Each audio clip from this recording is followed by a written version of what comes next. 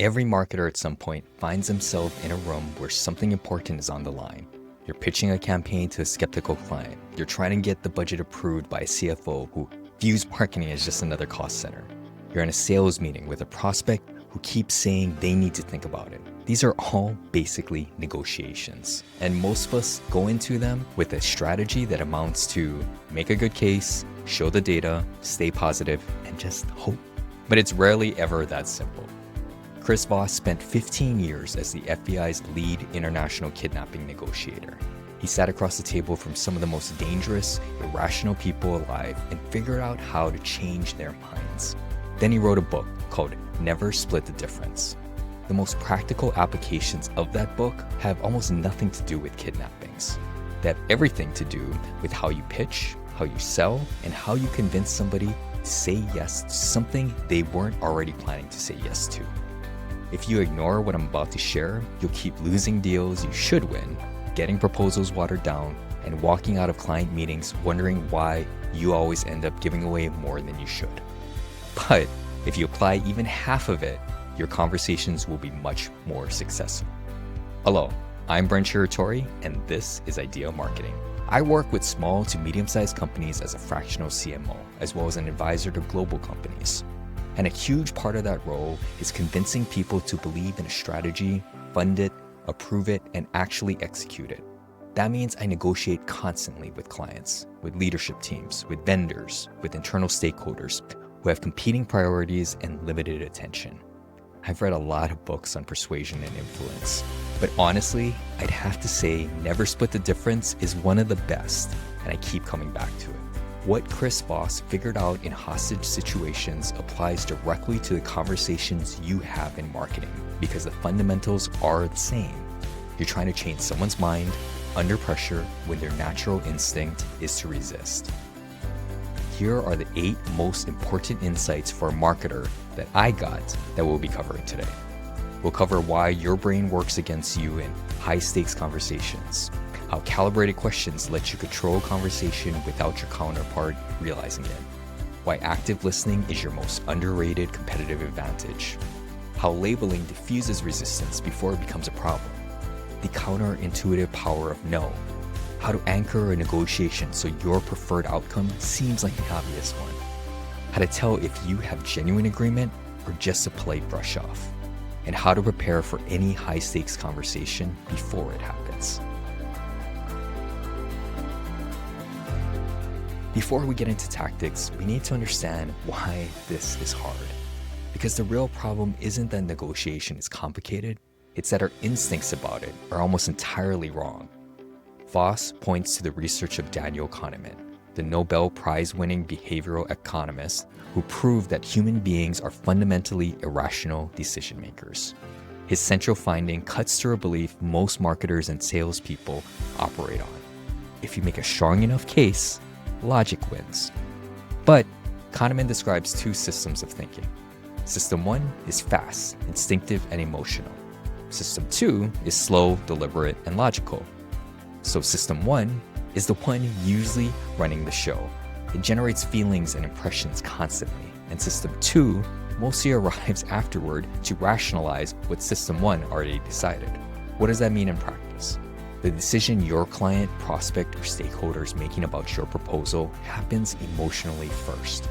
The data, the ROI model, the slide deck, that's all speaking to System 2. But the decision is actually happening in System 1. And if you're not managing the emotional experience of the conversation, you're missing where the real work gets done. Kahneman also identified loss aversion. People are more motivated to avoid a loss than to achieve an equivalent gain. In other words, losing something hurts roughly twice as much as gaining the same thing feels good. Most marketers sell upside. The stronger player is usually selling downside avoidance. Show people what's at risk if they don't act, not just what they'll gain if they do. And then there's the framing effect. The exact same choice framed differently produces a different decision. This is how the human brain processes options. Understanding it means you have a responsibility to frame things accurately and strategically, and that is exactly how decisions get made. One of the most immediately useful concepts in the book is what Voss calls the calibrated question. A calibrated question is open-ended. It can't be answered with yes or no. It gives the other person the feeling of control while you're actually steering the conversation exactly where you need it to go. These almost always start with what or how. Very rarely why. Because why sounds accusatory, and it should never be do you or can you, because those close dialogue instead of opening it. Here's a difference in practice. Let's say a skeptical client pushes back on your proposal. The reactive response is to push back with data like, but our research shows, but that triggers more defensiveness. The calibrated response is, what about this approach concerns you most? Now you've made them feel heard, and they've just told you exactly what objection you need to address. Voss talks about the power of the question, how am I supposed to do that? When a client asks for something unreasonable, the instinct is to explain why it won't work. But that puts you in an adversarial position again. But something more along the lines of, how could I do that and still meet the deadline or stay within budget? Ask calmly, without aggression, shows you're being honest and just trying to figure out how to solve this issue. It makes the other person a collaborator, and often they'll adjust their own position to answer the question. Here are some other calibrated questions I use with client work. Things like, what does success look like for you in this engagement? How will your leadership team evaluate whether it's work? What would you need to be true for you to move forward? What's the biggest concern we haven't talked about yet? Each of these tells me something I wouldn't have gotten from a direct question. And each one positions me as someone genuinely trying to understand, not just pushing a predetermined answer. When someone articulates a solution out loud, they own it. They're much more likely to follow through on something they feel like they suggested rather than something you proposed to them. That's the genius of calibrated questions. Voss makes a statement early in the book. Listening is the cheapest, yet most effective concession we can make. Most people in a pitch or negotiation are not really listening. They're waiting to talk. They're mentally rehearsing their next point while the other person is still finishing their sentence. Voss calls this the battle of the arguments thinking. Two people basically defending fixed positions without actually hearing each other. Both sides leave feeling unheard, and the conversation ends in compromise nobody likes, or it just breaks down entirely. The alternate is to have a mindset for discovery. Your primary mode is to extract information, not push your position. You're trying to understand the situation more fully than you did when you walked in. Minimal encouragers are one tool. Simple signals that keep the other person talking, like, I see, okay, go on. These signal genuine attention, and people will keep talking and reveal more when they feel heard. Mirroring is the simplest and most effective tool in the book. Here's the technique. Repeat the last 3 words or the most significant 1 to 3 words of what someone just said, slightly as a question, then go quiet. That's it. I was on a discovery call once where a potential client said, we tried agencies before and it just never seems to work. So I said, so it never seems to work?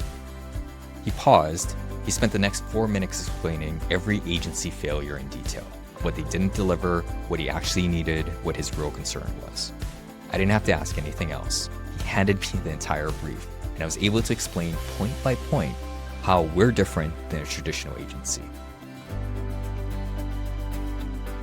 Labeling is one of the most powerful tools in this book, and almost no one in marketing or sales uses it intentionally.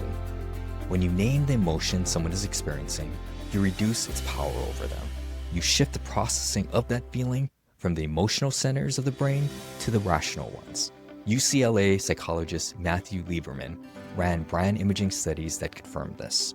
When people see a face expressing fear, the amygdala fires. When they label the emotion, the activity moves to the rational prefrontal cortex. The fear diminishes when it's named. In practice, a label sounds like, it seems like you're frustrated with how this has gone, or it sounds like there's some skepticism about whether this approach will actually land. Notice the phrasing. It seems like, or it sounds like, not I think, or I feel like you're. The word I makes it about you.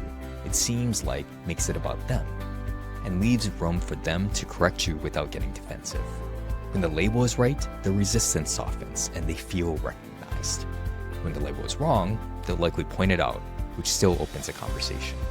When I can feel that a stakeholder is disengaged, like when they don't ask questions and start saying things to quickly end the conversation, instead of pushing harder, I just stop and say, look, we may not be the right fit for you. And then one of two things happens. They'll either say, oh no, I really like what you have to offer, it's just, and they'll provide some reason, like totally fair, and it avoids both of us keeping this facade up. Or they'll say, actually, I don't get how you, and they tell me exactly what the issue is. Either outcome beats continuing to pitch at someone who's checked out 10 minutes ago. Voss also describes something he calls the accusation audit. Before any high-stakes pitch, list every negative thing your counterpart could possibly say about you, your proposal, or your company. Every fear, every objection, every doubt, then say those things yourself at the start of the conversation.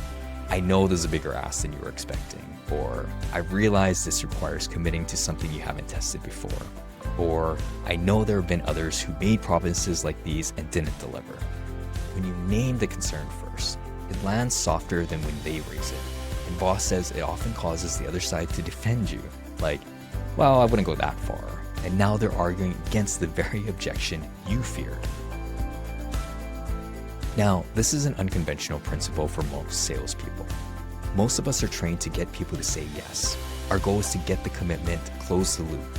And in a pitch, the instinct is the same. You want enthusiasm, you want nods, you want early signs of buy-in. However, Voss argues this approach can actually often backfire. When you push people towards yes, they know they're being sold, and they become guarded. They start to filter every statement through a lens of suspicion. No, on the other hand, creates safety. When someone says no, they feel like they're in control. And from that place of safety, ironically, they're actually more willing to keep listening. Instead of, do you have a few minutes to talk, which puts someone immediately on the spot. Try is now a bad time to talk. They either say yes, it is a bad time, or they tell you when a good time is. Or they say no, it's not. And now you have their attention because they're the ones who chose to continue. When someone says no to a proposal, treat it as information. No can mean I'm not ready. I don't fully understand what you're proposing. I need to involve someone else. I want something slightly different. Respond with, what about this doesn't work for you? Or, what would you need to see to move forward? Those questions convert a closed door into an open one. Voss also distinguishes between a genuine yes and what he calls a counterfeit yes, the kind someone just gives at the end of a pressure situation. The test is the rule of 3. Get the person to confirm the same commitment 3 times in 3 different ways across the conversation. Genuine agreement can survive without being restated. Counterfeit agreement almost always cracks. Whoever sets the first reference point in a negotiation shapes how everything else gets evaluated. This is one of the most best documented effects in behavioral economics. The anchor sticks, and all subsequent information gets processed relative to it. When you're presenting a proposal or budget, resist the instinct to lead with your preferred number. First, establish a market reference. Like, in engagements like this, companies typically invest between X and Y. Your actual proposal now sits inside that frame. It doesn't feel like a big ask. It feels like a reasonable option within an established range. Second, anchor their emotions before you anchor any number. Acknowledge the risk of an action before you present the cost of that action. Now your investment looks like protection rather than expenditure. Third, letting the other side go first on price is often the stronger play when you're certain where they're anchored. If the number is lower than expected, that's useful data. If it's higher than you anticipated, now you have room to work from a better position than you would have set yourself. Voss is direct about compromise. Splitting the difference is almost always the wrong answer. If one person wants black shoes and the other wants brown, the only fair compromise is one black shoe and one brown. So both parties end up not getting what they want. In marketing, this plays out when you let a client cut a strategy in half. You execute a strategy on half a budget, and 6 months later, the results are predictably half of what anyone needed. You were constrained, and the client is disappointed. And in the end, no one wins. A bad deal is genuinely worse than no deal at all. These two responses sound similar, but they mean completely different things. That's right means the other person genuinely feels understood. You've summarized their position so accurately that the only honest response they have is agreement. You're right rarely is them conceding that you're actually right. They just want you to stop talking and move on. To get to that's right, you can use what Voss calls a summary. Paraphrase back not just the content of what someone said, but the underlying concern or feeling behind it. Like, so what I'm hearing is that you've tried this type of campaign before and it didn't connect with your audience. And now you're trying to make sure this investment actually does provide a measurable return. Is that right? If you got it right, they say that's right. And then they'll stop defending their position and start working with you. That's the difference between being a vendor and being a trusted advisor. A vendor presents a solution. A trusted advisor demonstrates they understand the problem well enough that the solution doesn't need to be defended. Everything we've covered works better when you've done the work before you walk in. Voss uses something he calls the one sheet. It's a structured pre-negotiation document and it becomes part of how I approach any major pitch or client conversation.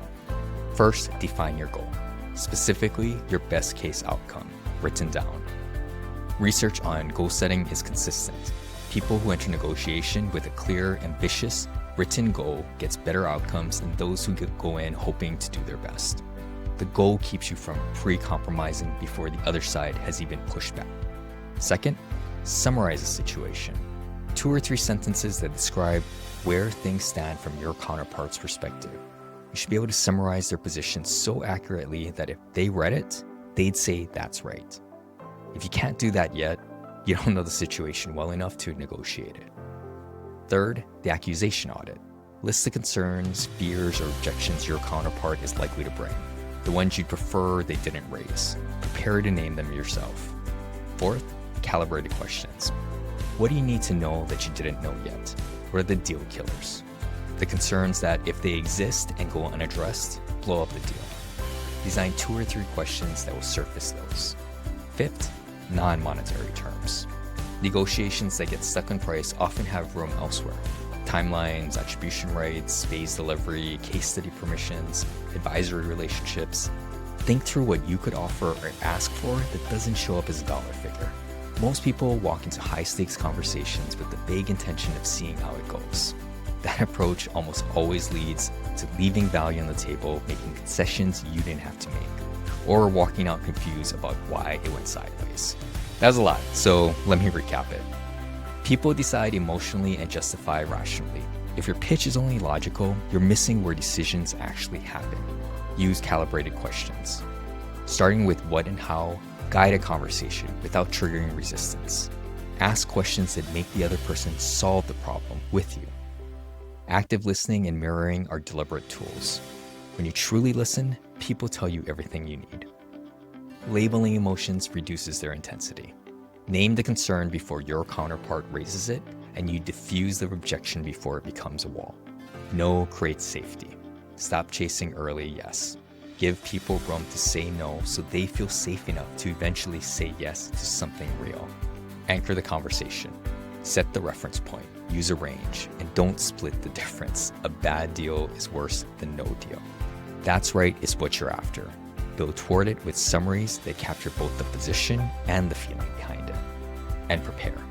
Write down your goal, your situation summary, your accusation audit, your calibrated questions, and your non-monetary options. One final thought. Negotiation isn't a zero-sum game.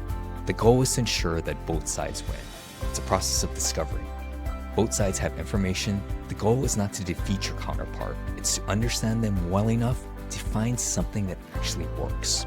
When you approach it that way, you're not trying to outmaneuver someone. You're trying to understand them.